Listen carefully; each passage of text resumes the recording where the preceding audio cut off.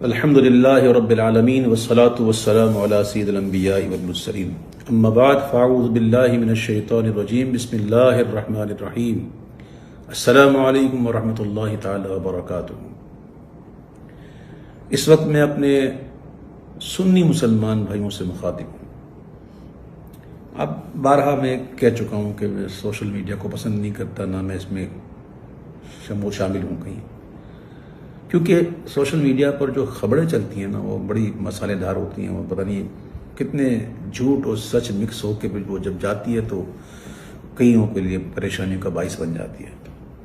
تو میں اپنا یہ اخلاقی فرض سمجھتے ہوئے اور اپنا ایمانی تقاضا سمجھتے ہوئے کچھ وضاحتیں آپ کے سامنے پیش کرتا ہوں۔ نہ مجھے کسی نے کہا ہے، نہ مجھے کسی نے کوئی پریشر کیا ہے، یہ میرا اپنا ذاتی فیصلہ ہے۔ سب سے پہلی بات تو یہ مشہور ہوئی کہ جناب اویس قادری نے اپنی بیٹے اور بیٹی کا نکاح جو ہے محرم میں کیا، جو کہ جھوٹ ہے، سراسر جھوٹ ہے۔ یعنی کہ پھر میری بچی کے بارے میں بھی کچھ لوگوں نے جو ہے وہ، خیر ان سے میری گفتگو ہی نہیں، ان کے لیے تو میرے علماء کافی ہیں انشاءاللہ، اللہ انہیں سلامت رکھے۔ تو یہ بات مشہور کی گئی، حالانکہ یہ جھوٹ ہے۔ میرے کسی بیٹے یا کسی بیٹی کا نکاح محرم میں نہیں ہوا، اور دنیا نے دیکھا ہے الحمدللہ 11 مارچ شب معراج میرے بیٹے کا نکاح ہوا اور ہزاروں لوگوں نے شرکت کی، اس میں سب جانا۔ اس طرح میری بیٹی کا نکاح ذوالحجہ کے مہینے میں ہوا ہے، 8 اگست کو، ذوالحجہ کا مہینہ تھا، اور اس کی تو ابھی تاحال رخصتی بھی نہیں ہوئی بھائی، اس کو بھی وقت ہے، دیر ہے اس کو۔ تو یہ کچھ وضاحتیں تھیں جو میں نے کر دی۔ البتہ یہ تھا کہ میرے بیٹے کا جو ولیمہ تھا نا، وہ تاریخ تھی 2 اگست۔ یہ میں آپ کے سامنے کارڈ پیش کر رہا ہوں، یہ تاریخ، یہ کارڈ دیکھ سکتے ہیں، اس میں لکھا ہوا ہے 2 اگست۔ لیکن 2 اگست کو کیا ہوا تھا؟ لاک ڈاؤن پورے کراچی میں، سب کچھ بند، کاروبار بند، مزارات بند، اسکول کالج سب بند، ہال بند، یہ سب کوئی ڈھکی چھپی بات نہیں، سب بند ہو گئے تھے۔ تو یہ ہمیں کینسل کرنی پڑی۔ تو یہ ہے کارڈ کی سر ورق، جس پر ہم نے یہ یوں اسٹیکر لگایا تھا، یہ یوں، ٹھیک ہے۔ اس کے اندر پھر کارڈ ہے، اور میں کارڈ بھی آپ کو دکھائی دوں تاکہ ان لوگوں کی زبانیں بند ہوں جو معاذ اللہ مجھے کہتے ہیں میں نے، معاذ اللہ سما معاذ اللہ، مجھے کہہ رہے کہ میں نے جان بوجھ کر جو ہے وہ اس مہینے میں رکھی ہے۔ استغفر اللہ ربی من کل ذنب واتوب الیہ۔ یہ دیکھیں، یہ کارڈ نیا چھپا ہے۔ ہر کارڈ جس کو میں نے کارڈ کیا، اس کارڈ کے پیچھے ایک کارڈ ہے، یہ دیکھیں، یہ پرانے کارڈ ہے۔ اس میں دیکھیں کیا تھا، سنڈے 2 اگست، یہ نظر آ رہا تھا۔ پر یہ تو ہو گئی بات، یہ تاریخ تو میں نے پہلے کی رکھی تھی۔ اب یہ جناب 13 اگست کو کیسے ہوئی؟ تو بات اصل یہ بھائیوں، کچھ ایسے حقائق ہوتے ہیں جو لوگوں کو نہیں پتا ہوتا، جو قریبی ہوتے ہیں نا ان کو پتا ہوتا ہے۔ کچھ مجبوریاں ہوتی ہیں۔ اب لوگ کہیں گے کیا مجبوریاں ہوتی ہیں؟ تو میرے بھائیوں، میں اس موقع پہ یہ دعا کروں گا کہ اللہ تعالیٰ آپ کو ایسی مجبوریوں سے بچائے۔ کسی کے ساتھ بھی ہو سکتا ہے، کسی کے ساتھ بھی ہو سکتا ہے۔ میں الحمدللہ جانتا ہوں کہ وہ کام جو اگرچہ جائز ہو لیکن فتنے کا باعث بنے تو اس سے بچنا ہی احوط ہے، میں جانتا ہوں۔ اور میں یہ بھی جانتا ہوں کہ یہ مہینہ کون سا ہے، اس مہینے میں کیا ہونا چاہیے۔ یہ جو کچھ میں نے کیا ہے، یہ کوئی مستحسن سمجھ کے نہیں کیا ہے، یہ ایک اضطراری کیفیت تھی، اضطراری حالت تھی، اختیاری حالت نہ تھی۔ لاک ڈاؤن ہوا، لاک ڈاؤن کے بعد بھی، عاشورے کے بعد بھی کوئی یقینی صورتحال تو تھی نہیں اس کی۔ اور ہال کا پتہ آپ کو کیا معاملہ ہوتا ہے کہ وہ ہال جو ہے وہ تاریخوں پر چلتے ہیں، تاریخیں ہیں ہی نہیں، کیا کرے بندہ۔ تو وہ پھر مہمان آئے ہوئے ہوتے ہیں، کئی باہر ممالک سے آئے ہوتے ہیں، جن کے جانے کا مسئلہ ہوتا ہے، جن کی ٹکٹوں کا مسئلہ ہوتا ہے۔ اور آج کل جانتے ہیں آپ، یہ جو ٹریول کا معاملہ کیسا الجھا ہوا ہے، سیٹیں کہاں ملتی ہیں، کس طرح ملتی ہیں، بڑے معاملات ہوتے ہیں۔ تو یہ ایک ایسی کیفیت میں یہ کی گئی ہے۔ اس کے باوجود الحمدللہ، یہ میں بتاؤں الحمدللہ کہ ہمارے یہاں، میرے یہاں الحمدللہ شادی میں گانے باجے، ناچ ڈانس پارٹیاں یہ نہیں ہوتی، چاہے محرم ہو یا نہ ہو۔ الحمدللہ میں امیر اہل سنت مولانا محمد الیاس عطار قادری کا تربیت یافتہ ہوں، ان کی صحبت میں رہ چکا ہوں، اللہ کا شکر ہے۔ ہمارے یہاں یہ چیزیں نہیں ہوتی۔ ہماری دھوم دھام تو بس یہی ہے حضور کا ذکر، اللہ کے محبوب کا ذکر۔ تو میں نے اپنے بیٹے کے ولیمے کو برائے ایصال ثواب امام علی مقام شہداء کربلا میں نے منسوب کیا اور ان کے نام کا لنگر مہمانوں کو کھلایا۔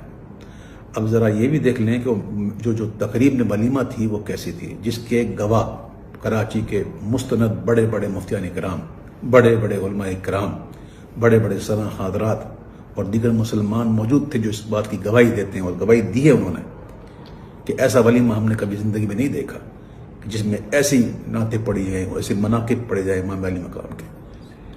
مغرب کی نماز با جماعت ادا کی گئی اور پھر 1 گھنٹہ پورا الحمدللہ 1 گھنٹہ سوا گھنٹہ ہم نے عشاء کا وقت شروع ہونے سے پہلے تک ہم نے یہ سلسلہ رکھا، سلام پڑھے گئے، مناقب پڑھے گئے، دعائیں کی گئیں اور پھر عشاء کی نماز با جماعت ادا کی گئی شریعت کے مطابق، اور پھر تمام مہمانوں کو جو ہے وہ لنگر حسینی کھلایا گیا۔ اور ایک اور بات بتا دوں کہ اس محفل میں میرے بیٹے کا سہرا بھی نہیں پڑھا گیا۔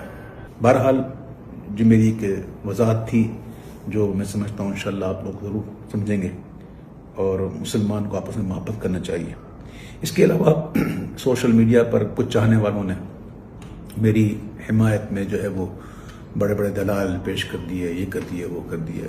تو بھائی میں یہاں جائز ناجائز کی تو بات کرنا ہی نہیں بیٹا، نہ مجھے اس میں الجھنا ہے۔ بس میں یہ سمجھتا ہوں کہ ماہ محرم میں یہ ایسی تقریب جو ہیں شادیوں کی ہے مناسب ہی نہیں، لیکن کچھ مجبوریاں انسان کی ہو جاتی ہیں۔ ہر سنی کا دل امام علی مقام کی محبت سے لبریز ہے، اور کربلا میں جو ان کے ساتھ ظلم و ستم ہوا اس پر دل مغموم ہے، اور یہ دل مغموم صرف محرم میں ہی نہیں ہوتا، یہ جب بھی ان کی یاد آ جائے۔ کیا آپ نے نہیں دیکھی کبھی محفل میں منقب پڑھتے پڑھتے کیا مجھ پر دقت نہیں ہوتی؟ وہ کون سا محرم ہوتا ہے؟ تو بہرحال الحمدللہ اللہ کا شکر ہے کہ ہمارے دل میں ان کی محبت ہے۔ سید اعلی حضرت کہتے ہیں کہ جس کے دل میں غم نہ ہونا ان کا، تو اس کو یہ غم ہونا چاہیے کہ غم ہے کیوں نہیں۔ تو اللہ کا شکر ہے کہ ہم اس ماحول میں پلے بڑے ہیں جہاں الحمدللہ اہل بیت کی محبت پلائی جاتی ہے۔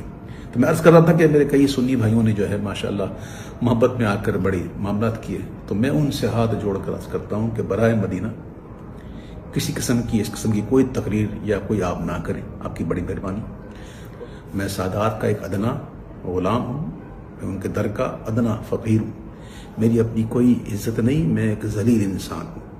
میری جتنی عزتیں ہیں سب ان کے نالین کے صدقے میں، حضور کے نالین کے صدقے میں۔ تو سادات کرام یقیناً اس قسم کی جو بناوٹی خبریں سن کر ان کے دل پر تو ناگوار گزرا ہوگا، اور انہوں نے جذبات میں آ کر باتیں بھی کی ہوں گی، ان کا قصور بھی نہیں ہے اس میں۔